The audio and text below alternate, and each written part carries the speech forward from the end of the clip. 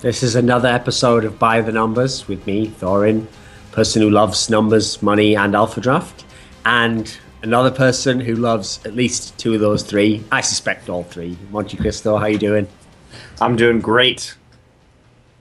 See, what happened was Monty used to just go through. He used to think that he was above money. You know, he didn't like debase himself with currency like that for what he loved.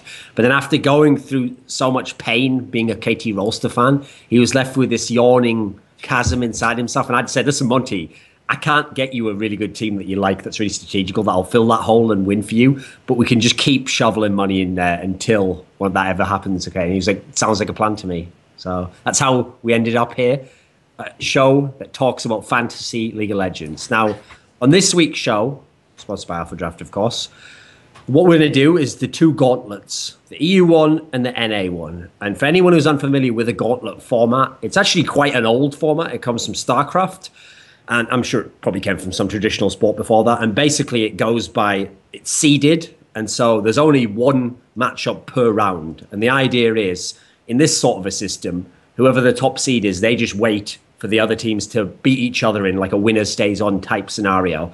So we only initially know the first matchup in each gauntlet. And then we're going to have to speculate who the winner will be. And then we know who they will face in the next round. And we know that the team at the top of the gauntlet is obviously the team that either lost the final of their LCS or in a scenario in which they qualified in that scenario, they came third or something. So that's the basic layout of what it is. And obviously the reason I set it up like that is because for something like this, fantasy, that's going to add in a lot of how you do the drafting here. You're not just going to go by points. You're not just going to go by past wisdom. There's going to be a gamesmanship element because you have to not only get people who have good points, but actually in this kind of a scenario, there's more of a penalty to pay if they lose because they won't play any more games. It's hard to know if you should bet on the people because a lot of the ones who get a lot of the points actually are waiting in the final match. So they only might play one match. And then you've got to go in the middle there. Like which ones who are at the first match will make it far enough to make it worthwhile. So there's actually, I think, more variables than any other one that we've done, right, Monty? It's not just the pure stats. Right, and that's the issue too, is that do you take the team like Team Liquid that's waiting at the end of the gauntlet, even though they could only play 3 games, you're probably better off taking a team that is at least likely to play 2 games or 2 series, possibly 3, as they move up the gauntlet, and load with those players, maybe supplement with 1 or 2 Team Liquid players or something like that at the end. If we think Team Liquid is going to win that gauntlet, which, you know, I wouldn't say it's a lock, but it does seem relatively likely. That's why I think the EU one has the most obvious contender, which is Origin are actually the second team in terms of they're in round 2 waiting. They're very likely to be able to win.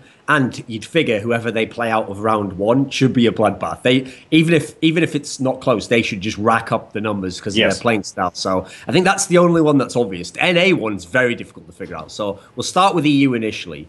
So the first round matchup is Roccat versus Giants. Now I've seen this sort of a matchup somewhere before because everyone writes Giants off. Same way we wrote Unicorns and Loves off when they were in the first round, and we were like, no, Roccat should win. And obviously, Roccat kind of shit the bed and lost 3-2, but in a great series if you picked Roccat players because they got tons and tons of points. They got more points even though they lost. Yeah. So in this particular scenario, before we get into this, we have to do my Braggart corner first. Okay. It's very important that we do this. Right. Okay. So taking a look at this, so this comes from the finals week. So obviously what I did was this was the combined contest where you could pick the 3rd place matches and the finals for both regions. So I wanted to pool together so that I could have like as many different possible players to pick from. And I played a half a win. I got 4th overall, I think, out of 30 people. So I placed very high, even though I only needed to place in the top 50%.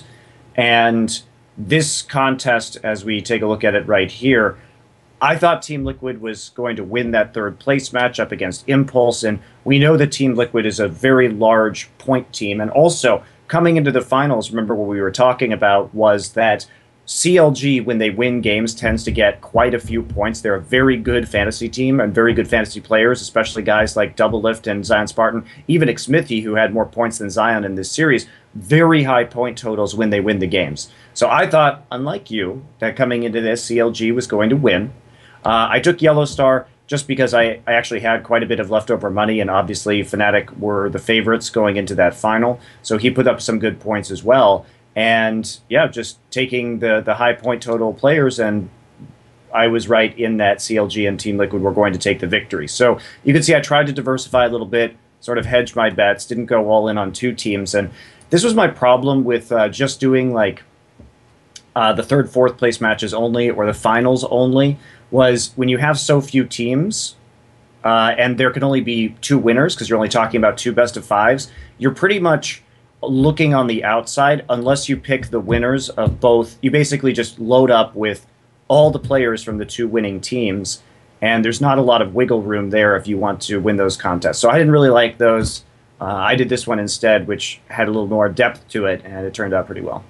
Is this one of your highest point totals overall? I mean, almost every single one came through, basically. Yeah. I mean, it was pretty good for the three best of fives that I picked players from, I'd say. Right, so in round one of the EU Gauntlet, we've got Roccat versus Giants. Now, first and foremost, can Giants win the series? Sure. Anything Are you sure? is possible. I really don't think so. I think Roccat will take this series, but I also thought Roccat would win their first best of five in the playoffs, and that didn't end up happening. But what we can say about Roccat is they do get a billion points, especially Nuke Duck. That's why we're going to see Nuke Duck get such a high salary for this, because even if they go up and they have to face, then they're probably going to lose.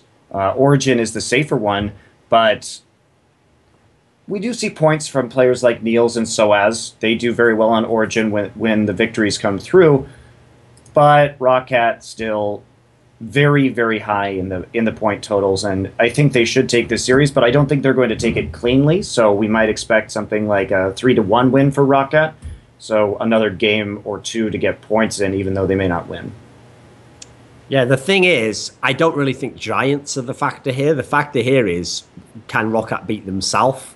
Because you have to predict surely that Rocket's going to win the series. Like they have got better players, better team, but really they made a lot of mistakes in that Unicorns and Love series. So that's the concern, you know. I also do think it's worth pointing out that, first of all, as you've mentioned, this is one of the rare series where, I mean, admittedly, if Rocket actually go out here, it's not that good to still have them, even though they'll get a lot of points in a loss. But think of it this way. They could win this matchup, lose to Origin, get a lot of points, and then there's a third, not as big a chance, but still still worth mentioning, like a 10 to 20% or something, where they beat Giants and actually do beat Origin. Because in the season, interestingly, Roccat actually beat Origin in both games. So I think this is like, Roccat here is a really good value pick here. Now, obviously, the problem is, if you pick it loading up on Origin players, you don't necessarily want to have both teams because only maybe one can go so far. I don't know them. It might be worth gambling on both if you think Origin can win the Gauntlet, or just pick one to load up on.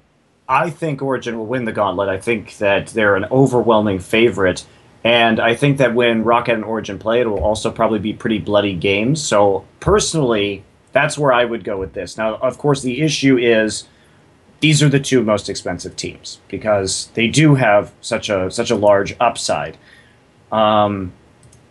So it may be hard to, when you actually break it down, to go for all of those players. Maybe you do try and balance it out with perhaps some Unicorns of Love players because they are cheaper, even though I think that match can easily go 3-0 to Origin. If you're going to start taking Roccat and Origin players, the best ones to take, Nuke Duck is, again, the highest point total while winning of any player in this Gauntlet. So I think he should probably be the core of most of the rosters.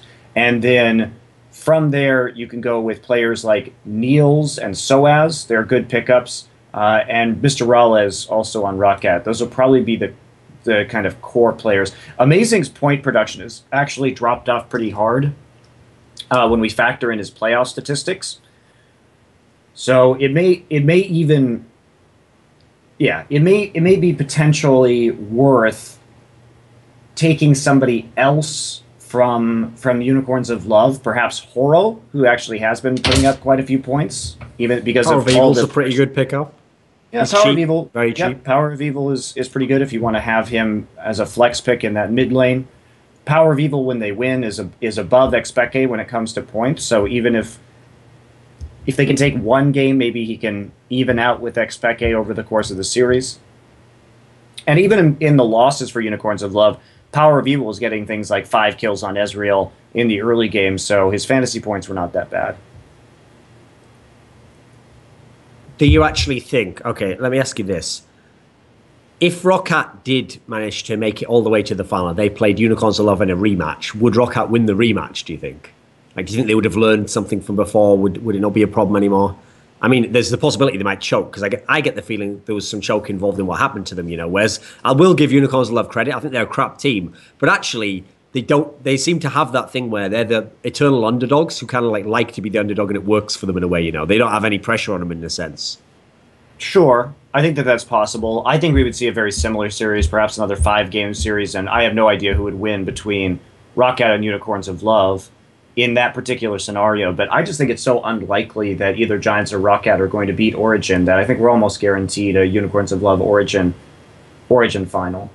But the upside to picking Roccat again is that those games are likely to be bloodier as long as Roccat is in the mix, and they are likely to, if they win at least one best of 5, put up a hell of a lot of fantasy points. So then, in theory, what you're doing mainly is getting as many Origin players as you can, maybe add in 1 or 2 Roccat, depending on how much you have left, and then it's just going to be Unicorns of Love you supplement with. It's almost a waste of time to pick the Giants players because they're not the cheapest even. That's my opinions.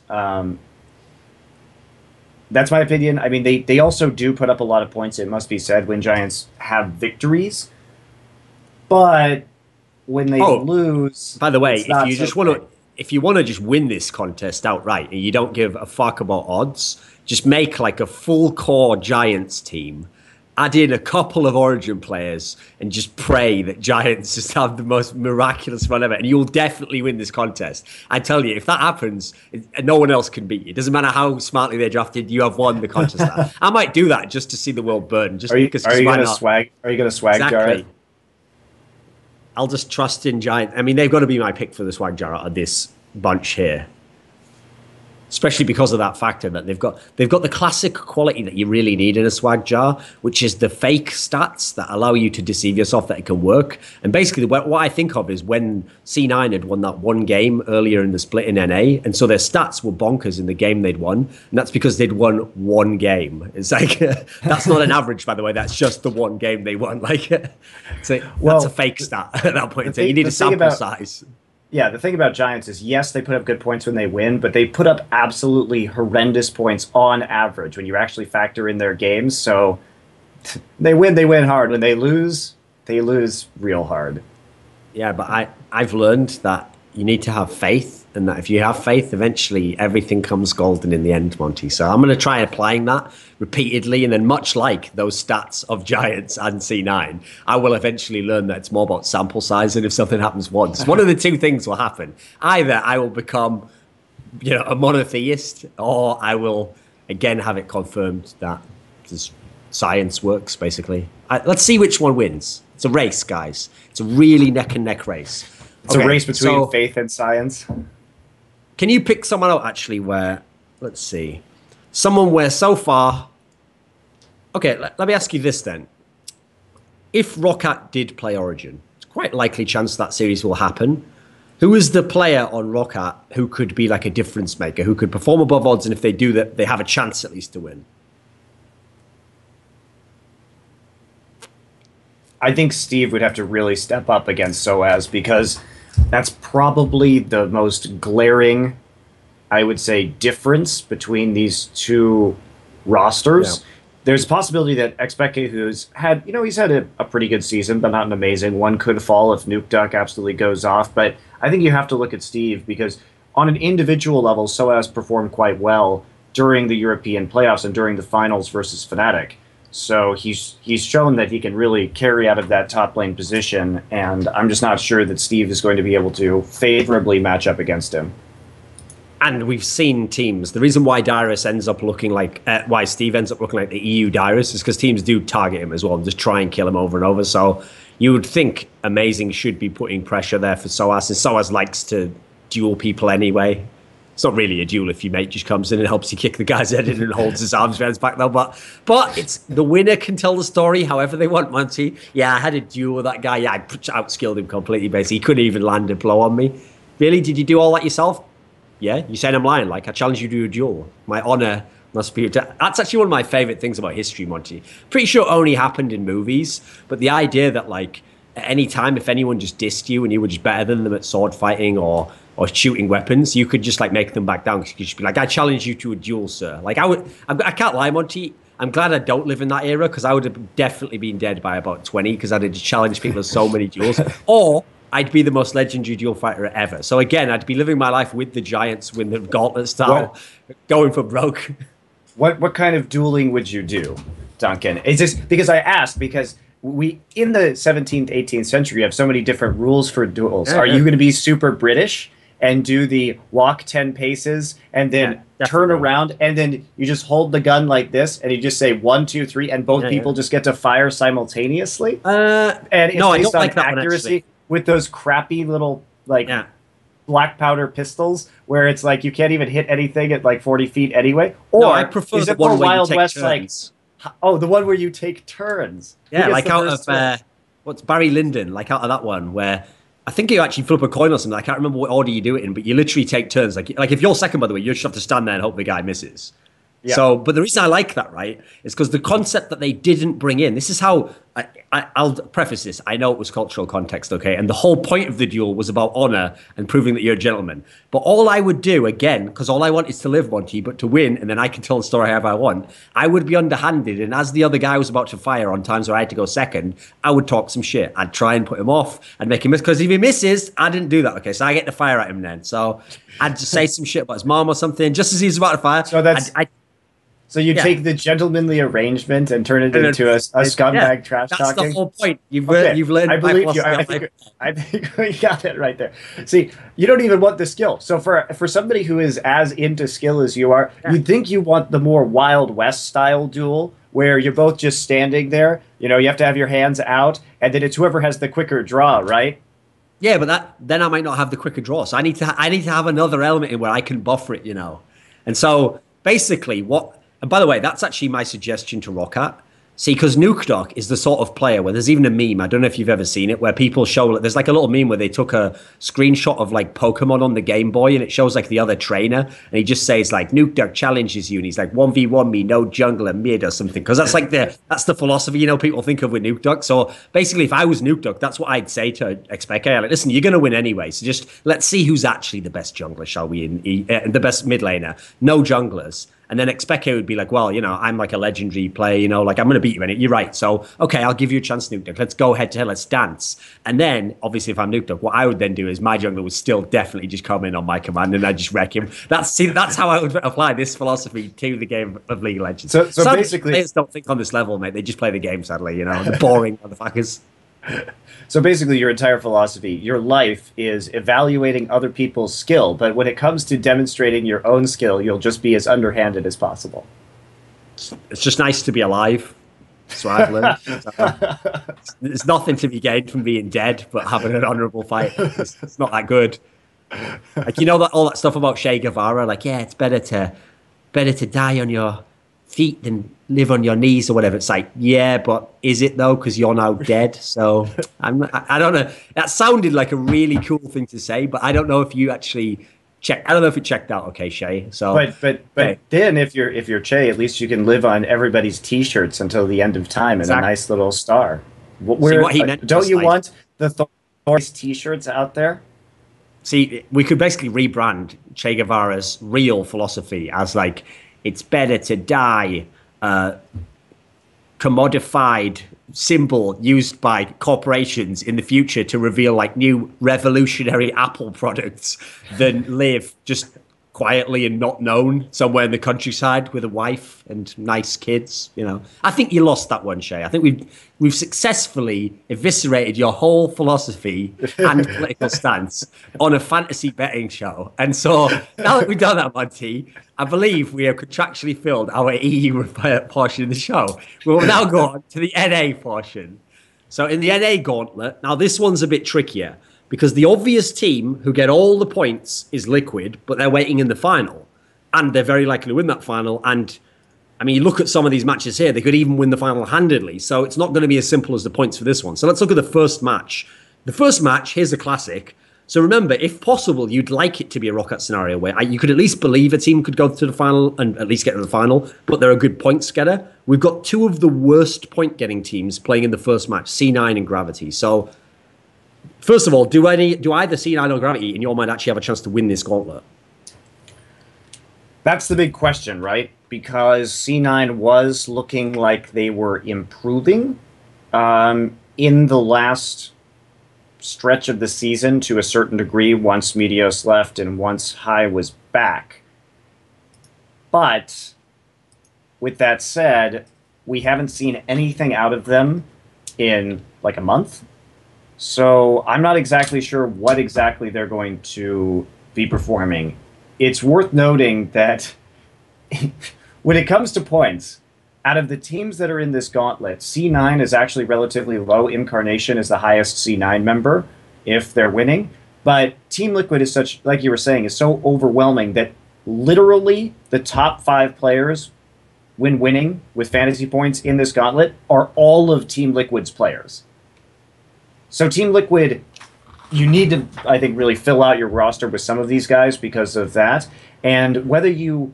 The problem with Cloud9 and Gravity is that they're all down at the bottom because when they win, they typically win without a lot of kills. So do you think the series will go 5 games?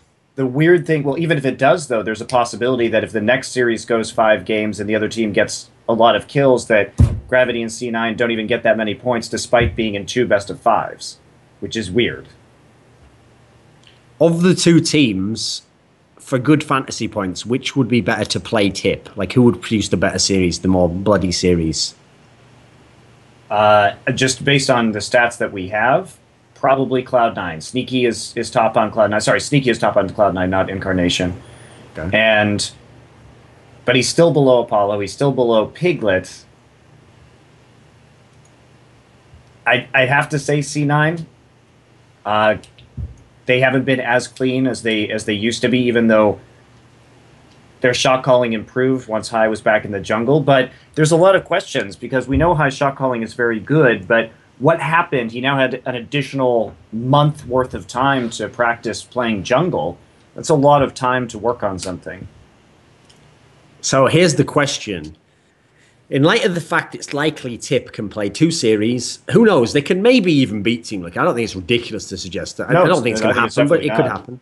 Since they're the most expensive, but they might play more, and TL is typically the biggest points getters, but they're slightly less than Tip, how would you balance them out? Like, which ones would you take of the two, out of the two? If you have to pick between the players of the two, Tip and TL, which ones are you going to take? Well, they are pretty expensive, the Tip ones. Yeah, they are very expensive because of that reason. If you go for Tip, you probably want... It's hard to say. Apollo and Rush put up the most points. From Team Impulse, you probably don't want to take Gate. Gate actually has fewer points in wins than Adrian does, and they're both relatively low on the rung. So Apollo, Rush, and Impact in that order are probably the ones you want to think about. But again, Piglet and Phoenix put up over 50 points a game when Team Liquid wins. So you're going to have to flex one of those players. You probably would want to pick Apollo and flex Piglet if possible. But there's also the possibility that there's a total meltdown of Impulse, depending on how good Cloud9 is. That's why this is so... It's really hard to choose. If C9 or Gravity got past Tip and got to play TL, do either have a chance to legit win a best-of-5 against TL? I think they do. I think that since we know what happens with C9's there are multiple questions. Has Keen diversified his champion pool? What is C9's strength right now? Because if they can get to the late game against Team Liquid, we can pretty much assume that they're going to have superior shot calling. So the NA is really confusing. I don't think that Team Liquid is a lock. I think they are favorites, but it's not the same extreme like Origin is. I don't really know what to think of this. I would say, given the way C9 ended the season, given my faith in the C9 organization, and I think the strength of some of their players, I would pick them to beat Gravity, because Gravity went out with a bit of a whimper, and they didn't seem to have enough of a new champion pool mid to play. And I think that Gravity was exposed by TSM showing, if you have a good strategy to kill all tech, that's a real possibility. And I think C9 will come into the match with more information. And I think that C9 is a complete unknown right now. See, the thing is, I do think C9 can beat Gravity, but I find it hard to figure out a way they're going to beat Tip. Like, even though Tip wasn't that impressive, they still were all right against CLG. Yeah, there's also the Impact Balls matchup, and Balls just hasn't had a great season. So, and Impact is still playing pretty well. But again, they have a lot of the same flaws that Team Liquid does, which is a strong early game, but they lose sight of their goals late. And yeah, that's a big issue. There's also the factor, which is important from what you just said there. The strength, obviously, is their early game, and in the past used to be top and jungle. But because they've got this mid laner who basically, if he doesn't have Azir, has to play stuff that's supportive, like Orianna, Lulu, stuff like that.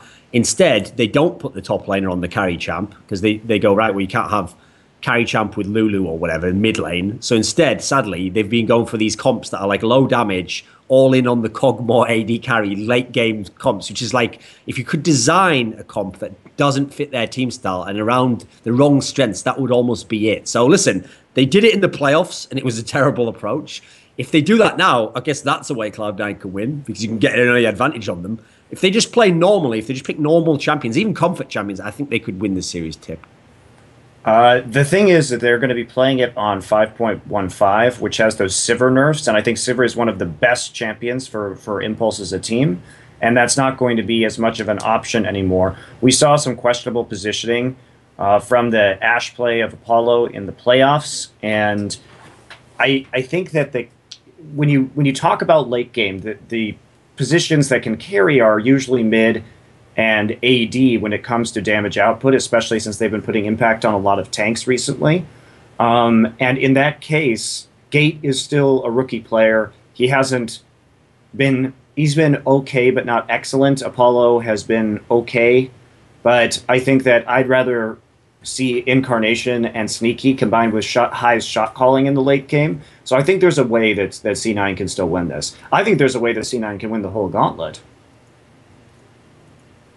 What do you think would have to happen for them to do so? Like, from based on what you saw before, what would they have? Would they have, if they played the same way they did at the end of the split? Would that be enough, or would they have to improve in some key way?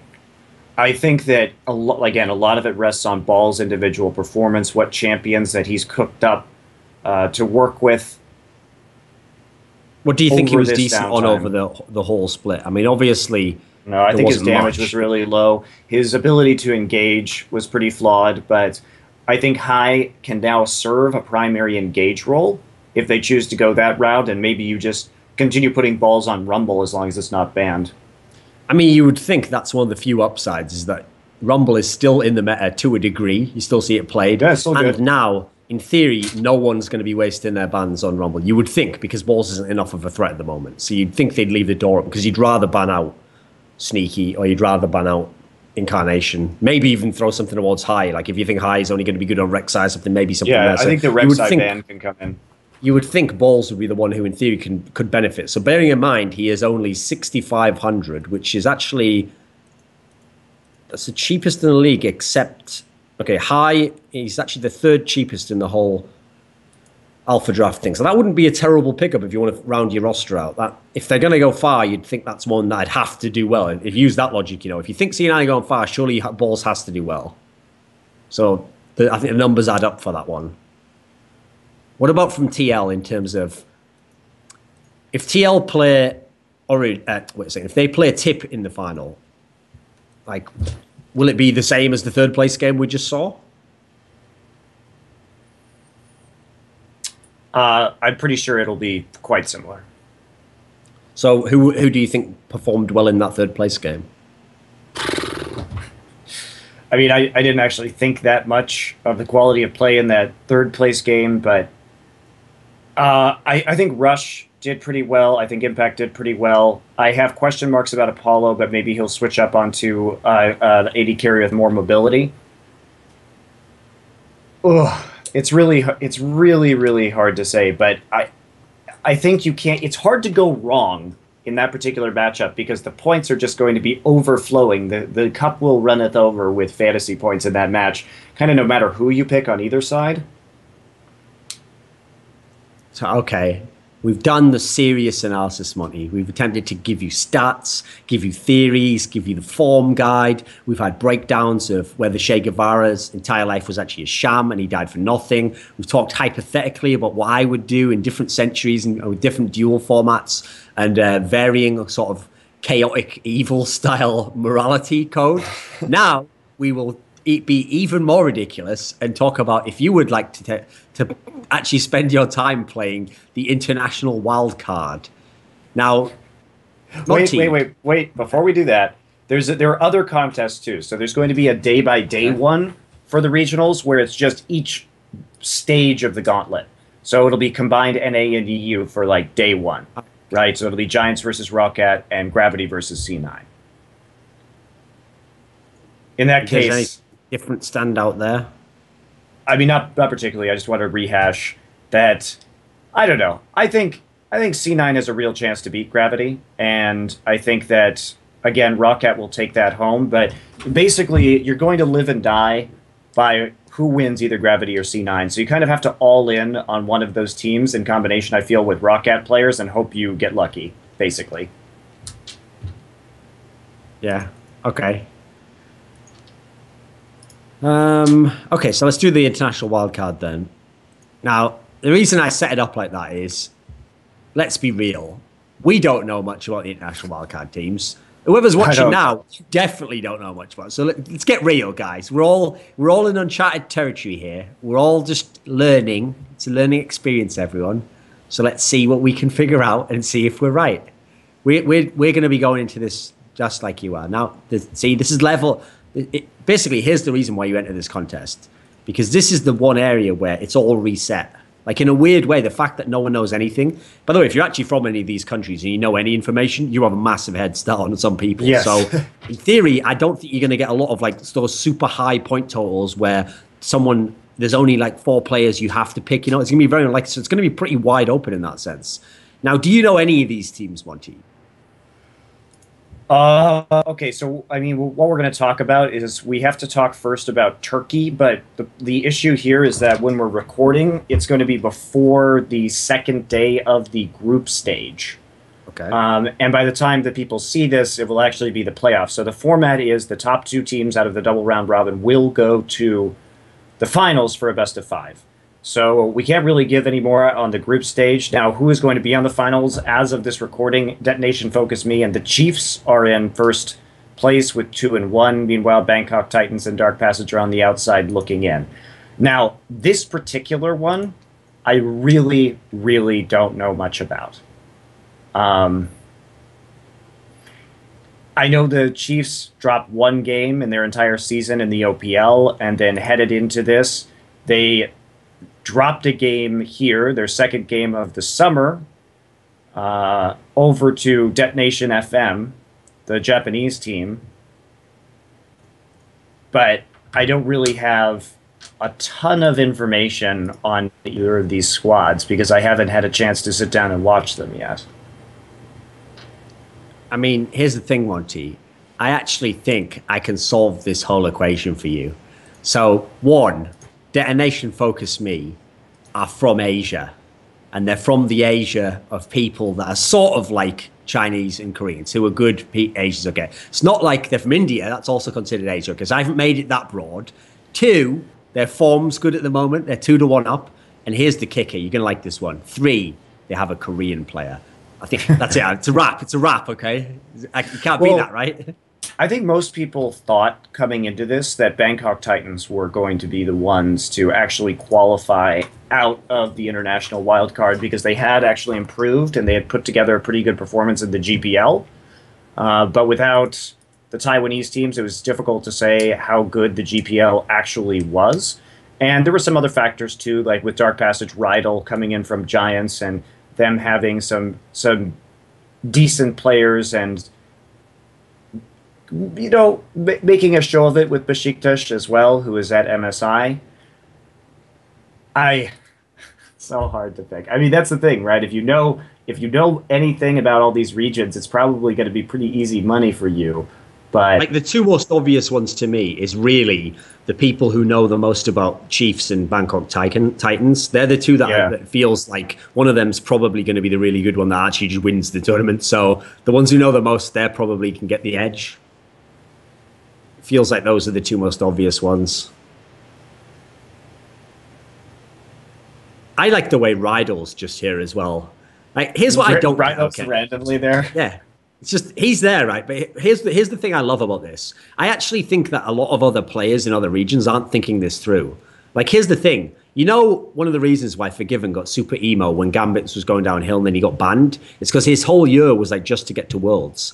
Forgiven, you make a mistake, mate. You're supposed to hedge your bets. The second you get banned and you know you're not making it, I'd be on the phone to Bangkok Titans, to Chiefs, etc. Listen, you need an AD carry. Whoever you have, I'm way better than him. Just put me in. I'll win, get us to Worlds. And then you're at Worlds, you know. That's the move, right? I'm surprised more players legit don't do it, you know. Like not necessarily like that, where they're actually in theory good players, but guys who like only recently just got relegated or something. You'd think some of them would try, wouldn't you?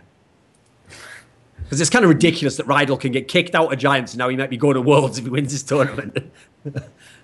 That's a bit ludicrous. It's a little odd, you have to say. I wonder what the actual rules are too. Like, here's the thing, Monty. If I knew what the rules are, like, say it's something like you're allowed to have like 2 foreigners. I'm assuming it'll be something similar to that, right? You have to have 3 from the main region. You can have 2 foreigners or whatever. So can I really, at this point in time, just if I have enough money, just pay one of these teams to put like Name and Zero in as their bot lane and just definitely get into Worlds and then be dead entertaining? Or even better, just go the other way. Have like Chauster and Hotshot. It's something ridiculous, like, you know. But that would have great entertainment value. And that would actually make, by the way, Riot would also in theory love that because it'd make the entertainment value of this sort of a qualifier way bigger. You know, if there was even if it was some washed up guy like Big Fat LP, people would love to watch that. KX will come back, man.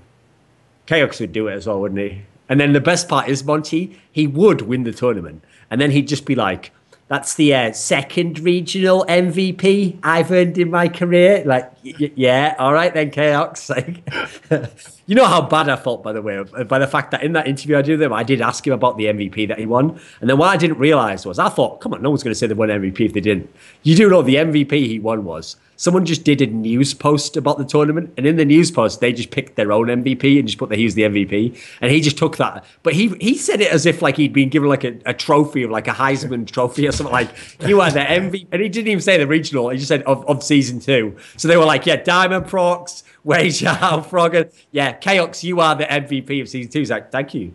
Deserved. I'd like to thank my team for supporting me and making me the star I am, you know, like, what? That, unfortunately, though, you just have to know his personality to know why. That's actually fine, but it's just funny. It's good. So we're going to talk about Have you ever Chile? seen any of these teams play? What? The ones in the Turkey one? You've seen Dark Passage. Not in their current incarnation. I didn't watch the Turkish finals. Dark Passage have a bunch of players that they did have last year, though. The problem is, here's a little hint I'll give to people, okay? Which is another reason why I actually don't like wildcard tournaments existing in this format. I'd like it if it was wildcard in Dota sense, where you just take people who lost their regional qualifier and let them out, sort of all compete to see who the best was. I don't like it when it's random teams like this, because what happens is, I've seen this in Counterstrike a lot. When you because they've done this in Counter-Strike, okay, they've had like bad teams come in and be the team. They invited a team from India once to the Counter-Strike Major World Championship, and they would have never in a million years qualified by normal means, right? But because just an Indian team got to qualify and get invited, basically, when those teams play the proper teams, the proper team knows there is a 99% chance they win the game. And so they play, but they don't play like it's their life. And also, the lesser team don't just get beaten with no kills or whatever, or no rounds in CS. They'll get a few rounds because no one's really playing super hard on the other team and they know they're going to win. So unfortunately, then people use the logic of, but look, they did way better than expected. You know, this team from India got like 8 rounds on this really good team. It's like, yeah, but that's the thing. You have to know the context that it wasn't a proper competitive game. So unfortunately, people who think of like Dark Passage, remember Dark Passage were in the group where if you were a lesser team, you had no chance of getting out. You had EDG and you had Samsung. You were never going to beat those teams. But I remember, I think it was EDG, early on they got like a couple of kills or something onto Name or something ridiculous. And they had like, for like 2 minutes, you could get hyped like, oh, this could happen. It was like, it never could have happened. That only happened because the others knew it couldn't. And remember, it still didn't happen, even when that favorable start. So that's just my rant. That has nothing to do with fantasy. It just has to do with my fantasy of what I see as an actual wildcard, which is my fantasy is none of these teams. Basically, my fantasy is all these teams get to go to Worlds only if they buy tickets before they're sold out. So, you know, I think that these teams, the international wildcard winners, should have to face off against 4th seeds from NAEU, Korea, and China. And then if they win that, then I think absolutely they deserve to go. See, that's the funny thing. Again, this is a good CS example. So unfortunately for this last major, they expanded the offline qualifiers. And again, they did a similar thing. They had one in Malaysia, which in theory you could qualify for if you were the second best Australian team, you know, which isn't that great. The major we had before that, 2 ago, the one in Poland in March, they had one offline qualifier for that all these other qualifiers seeded into. Now, that was great because on that one, the team that actually you've now picked up, which was Vox Eminor and now became Renegades. At the time, if they'd have qualified in this system through an outside one, without knowing what I know now, I would have said, right, again, that's pointless. They wouldn't be that good. But because they went to one big qualifier and did beat a bunch of good European teams, by the way, like Dignitas, trying to think who else they beat. They beat a bunch of teams that were known teams, okay? And as a result, no one could complain. Everyone's like, okay, well, they earned their spot there. You know, that's why I think that's a better system. Because you're not eliminating them. You're not saying this team from Chile can't play. You're saying you can play, but just beat the better teams. And there you go. You earn your ticket, you know. I think it's a better system, right? I agree. I've been advocating that for a long, long time. So, okay, over in the Chile one, basically, you have, I mean, this is great in itself. You have the Brazilian team, Pain Gaming. Okay, understand that. Known a bunch of these guys for a long time. Diude, BRTT, Surti, Kami. A bunch of these players have been around quite a long time. Yeah, and I watched the Brazilian finals, so. And then you've got another team, Latin America champions, Chaos Latin Gamers. They've got people from Chile. They've got people from Argentina. Then you've got that other famous South American team, Hard Random from the CIS region. Right? Wait a minute, Riot. Wait a minute right here, Riot. Explain to me 2 things. One, why are we having Turkish teams compete against like European teams, Japanese teams in Europe or whatever? Then we have a Chile qualifier that has the CIS team. That's confusing the hell out of me right there. I don't know. I guess they had to do something with it, sort of. Now, if we actually look at these teams, here's the thing. This isn't actually, Monty, I've got a crazy prediction for you here. For this one, for you, I think it'll be quite obvious. You'll be like, Pain takes it easy, beat all these teams. But I actually predict that Hard Random won't be as bad as you think. Like, some of the players from CIS region aren't terrible. And when I have a look here, some of them, you'll notice all of them have esportspedia pages. Like, some of them have played in tournaments in CIS region. Like, one of them played for Empire, who I seem to remember was one of the better CIS region teams. So I actually think skill-wise, they're probably all right. Presumably, Pain should win in every other respect. They have, like, coaches. They have infrastructure. They've played an actual league and finals. They should obviously be the overwhelming favorite there. But I don't think that's ridiculous for some upset potential there. Yeah, I guess. I mean, from the CIS finals, I was looking at the 4 teams that competed, and I don't know who any of these players are from CIS. But, so I don't really have a good way to judge them, nor did I follow the CIS finals. Let's see. I know that Rox was the team that I think Alex played for just before he went to America. So, yeah. These teams, the thing with the CIS teams is a bunch of those players will have played LANs. Like they do have their own like Starladder type leads that have a final in the cyber arena and stuff. So they're not just like totally inexperienced players that have probably never played a big contest before that you might think of in this sort of a tournament. So I would pick them as my second likely to get out of the group. I would think Pain first, them second. I don't know. A lot of people are saying that Chaos are a pretty decent team too. So I'm curious to see how they do. Again, like the problem with us here is that I haven't been paying attention to a lot of these finals from the other regions, just because I need to wait. Obviously, I'm looking at a lot of games every week from the more premier regions, and I'm waiting to see who actually makes worlds out of these groups, and then I will be reviewing more of that heading into the World Championship, because unfortunately, a lot of these teams aren't going to be very relevant to most people's interests and my job unless they actually succeed in making groups at Worlds. So, right, here's what I need you to do. Guy out there who I've been instructing and directing. I'm the executive producer on what you create, mate. And the guy out there who's making the out-of-context compilation of all the stuff Monty says, there isn't actually anyone, Monty, but there's going to be one at the end, because I've set this up. So I've given him sort of like marker points in a script, and it's all highlighted. So that's another quote I need you to take, what he just said there. Take the part where he was like, actually these people, I'm not going to research them because they're not relevant to my job until they prove that they can make it. And he said, like, make groups worlds. Just take that and edit something like playoffs worlds, and then make the first part as though he was talking about like NALCS or something, That's what you need to do there. And then it perfectly fits, okay? It's not even much editing there. It's seamless. We can make it work. So here's the thing, Monty. Since we don't know any of these players, I think the suggestion here is obvious. We're trying to give you the teams we think will make it. So knowing what we know about fantasy, load up on the players that play mid and AD carry for these teams that you think have a chance of being good. They're obviously usually the picks. You want to get mid, AD carry, and then the flex usually should be one of those two. And then if you're just mad, pick funny ones. That's what I say. That's my suggestion. Just round it out with like Japanese guys, and then maybe people from Russia, and just be like, maybe they're the new Moscow 5. And then hope. Just hope at the end. Always hope, by the way, guys. Whenever you do something in life, you should always hope. That's what I've learned. I hope I get paid for this and that they keep continuing this series, because this one's been rough, mate. Yeah, that's what the myth of Pandora taught us, right?